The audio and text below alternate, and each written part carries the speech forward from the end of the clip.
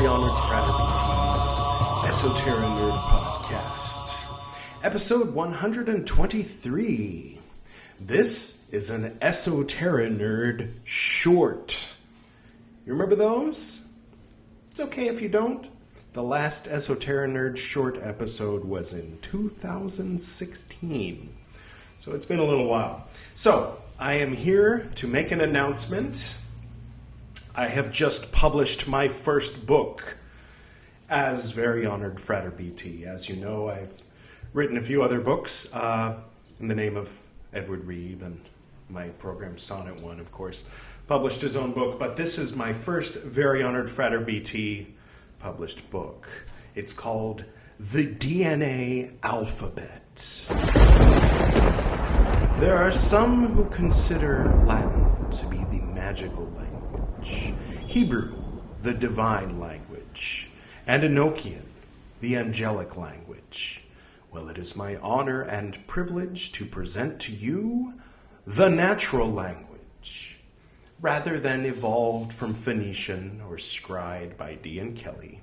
The natural language was produced by time itself, within the alembic of our Mother Earth, long before any human ever set foot upon her. If ever there was a language written by the very hand of the vast, eternal, and unknowable, the DNA alphabet is the one. Very dramatic description. Once you actually start reading the book, it doesn't actually take itself quite that seriously, but what is it? What it is using the ideas of Western esotericism, for example, the elements, tetragrammaton, pentagrammaton, and the methods for producing sigils. The symbols of the letters themselves express the codons by which the DNA creates the letters, the amino acids, which produce the 20,000 some odd peptides, enzymes, and proteins that do their dance within the human body and indeed all life. So it's basically a magical approach to the DNA alphabet. And the dedication is to Isaac Newton, who, with one foot in the occult tradition of spiritual alchemy and the other foot grounded in pure reason, so dedicated was he to the pursuit of hidden knowledge that he became known as the father of modern science. And so it's sort of a blending of science and esotericism. You might enjoy it. In this book, you'll learn the letters, how they're constructed, what the letters are, what they mean, the character of them. Like Hebrew has the tarot and the astrological correspondences. Each of these letters refers to an amino acid with an origin, a function, and a place in the society of biology.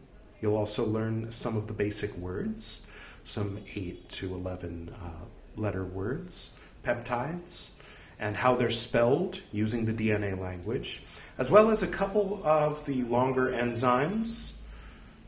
In particular, the enzymes responsible for the production of the Philosopher's Stone in the human brain. If you watched episode 120, then you know what I'm talking about. For those of you who are watching my face on YouTube, hello!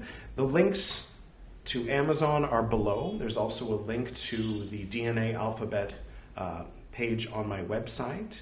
For those of you who are listening to the podcast, the audio-only version, the website associated with the episode that you're listening to, the links are there. Or you can go to amazon.com or indeed .co.uk.nz.jp.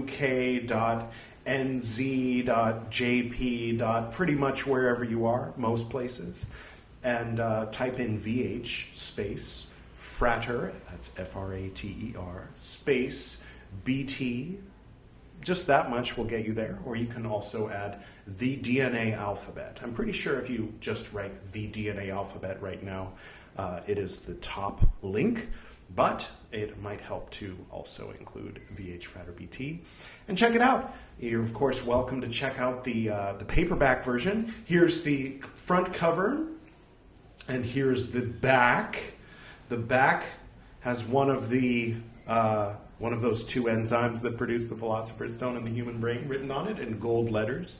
The back is only on the paperback, so if you get the Kindle version, you get everything but the back, and you don't get to hold it in your hand and open it and refer to it, keep it in your bookshelf.